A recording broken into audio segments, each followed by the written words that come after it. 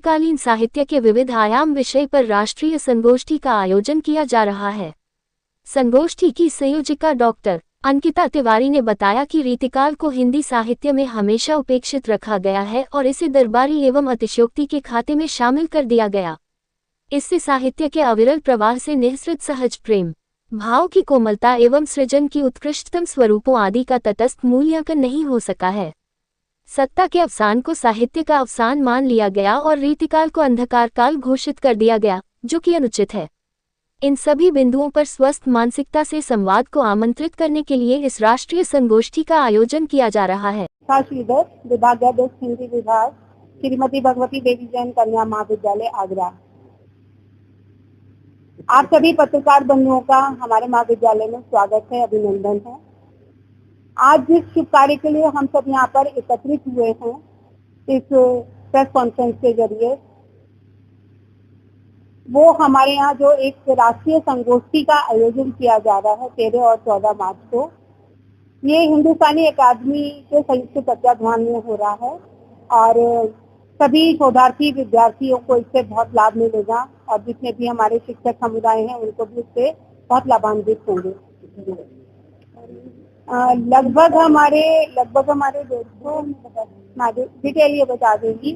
कई शोधार्थियों ने और आगरा से बाहर दूर देशों से भी हमारे पास यहाँ पर रजिस्ट्रेशन हो चुके हैं, तो हमें उम्मीद है कि एक अच्छी संख्या में यहाँ पर उपस्थिति रहेगी और साहित्य जगत के सभी लोग यहाँ जुड़ेंगे और सभी विद्वान, सभी प्रोफेसर और कुलपति महोदया यहाँ पर उस दिन हमारे स्वागत के समय पर आएंगी, प्रथम सत्र की अध्यक्षता करेंगी। तो हमारी अंकिता और इसकी टीम को बहुत बहुत शुभकामनाएं हैं कि उसने इतनी छोटी उम्र में इतना बड़ा बीड़ा उठाया है और वो उसको बहुत ऊंचाइयों तक ले जाने में सक्षम होगा। बहुत बहुत धन्यवाद। राष्ट्रीय संगोष्ठी के हम सभी पूरा विभाग और पूरा महाविद्यालय परिवार मिलकर के जो ये 2 दिन की राष्ट्रीय संगोष्ठी आयोजित कर रहे हैं रीतिकालीन साहित्य के विविध आयाम। इससे जो है कि संगोष्ठी में पूरे पूर्वोत्तर के सभी शहरों आगरा, प्रयागराज और बनारस, वृंदावन सब जगह से जो है कि हमारे विद्वजन जुड़ रहे हैं और ऐसे विद्वानों का एक संगम होगा कि वहाँ से इतनी अच्छी चीज़ें निकल के आएंगी जो हमारे विद्यार्थियों के लिए, छात्राओं के लिए, सबके लिए एक नया विषय वस्तु प्रस्तुत करेगा। जो भी रीतिकाल के विषय में अब तक धारणा बना के रखी हुई है, जहाँ कभी पहले भी बताया जा सकता है कि 17वीं शताब्दी से लेकर के 19वीं शताब्दी तक रीतिकाल का दौर रहा, जो कि मुगलों का युग था।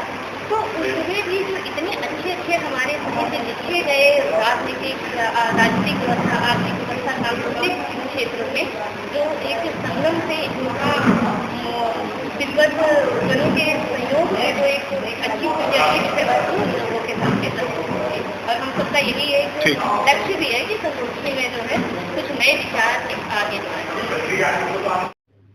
आगामी 13 और 14 मार्च को 2 दिवसीय राष्ट्रीय संगोष्ठी जो हो रहा है उसकी संयोजिका हूँ। इस नाते संगोष्ठी के विषय में जो विस्तृत विवेचन है, पूरे हिंदी साहित्य में रीतिकाल एक ऐसा दौर रहा है जो हम देखते हैं साहित्य में सबसे उपेक्षित रहा है। इस उपेक्षित दौर को ही हम लोगों ने चुना है और इसलिए क्योंकि उन दौर में जो तुलनात्मक रूप से आलोचनात्मक विवेचना हुई है वो शायद साहित्यिक रूप में उतना न्याय नहीं कर पाया गया है, इसलिए हमने इस विषय को चुना और इस विषय को हिंदुस्तानी अकादमी प्रयागराज ने स्वीकार किया और वो स्पॉन्सर किए हैं। इसलिए श्रीमती भगवती देवी जैन महाविद्यालय और हम हिंदुस्तानी अकादमी प्रयागराज, इन दोनों के संयुक्त तत्वावधान में 2 दिवसीय राष्ट्रीय संगोष्ठी का आयोजन किया जा रहा है। रीतिकाल हिंदी साहित्य का एक ऐसा दौर रहा है जब उसे हम केवल दरबारी काव्य, उसे एक तरह से पिष्ट पेशड़ का युग कह के छोड़ देते हैं। कई बार देहवादी सौंदर्य, नायिका सौंदर्य, लक्षिक वर्णन, हम यहीं तक रीतिकाल के बारे में जानते हैं, लेकिन रीतिकाल में एक व्यापक कलात्मक सौंदर्य हुआ, चित्रकला का विकास हुआ, संगीत का विकास हुआ। ये सारे पहलू जो महत्वपूर्ण थे और पूरे संस्कृत काव्य परंपरा से आकर के यहाँ तक चले और रीतिकाल जिस दौर को आगे बढ़ा रहा है, इन सारे मुख्य बिंदुओं को हमारे साहित्य में रेखांकित नहीं किया गया है। और इसके साथ जो लोक पंथ था, जो भी दरबार में जाके कवि बने, वो दरबारी कवि बनने के पूर्व लोक में रहते थे और लोक में जाने के बाद ही किसी दरबार के कवि बने, और उन कवियों की रचनाओं में वो लोक जीवंत रूप में अभिव्यक्त हुआ है, लेकिन इसको उस रूप में रेखांकित साहित्य में नहीं दिया गया है। तो इस संगोष्ठी में हम लोग का जो 2 दिवसीय संगोष्ठी है, दोनों दिनों के संगोष्ठी के मुख्य अतिथि के रूप में पहले दिन माननीय आशुरानी मैम हमारी रहेंगी जो उद्घाटन सत्र करेंगी, और दूसरे दिन उत्तराखंड मुक्त विश्वविद्यालय के कुलपति प्रोफेसर नवीन चंद लोहनी जी हम सबके बीच रहेंगे। इस संगोष्ठी में जो विद्वत जन है वो विद्वत जन आगरा से बाहर, हम उत्तर प्रदेश के अलावा अन्य राज्यों से भी विद्वान इसमें आ रहे हैं।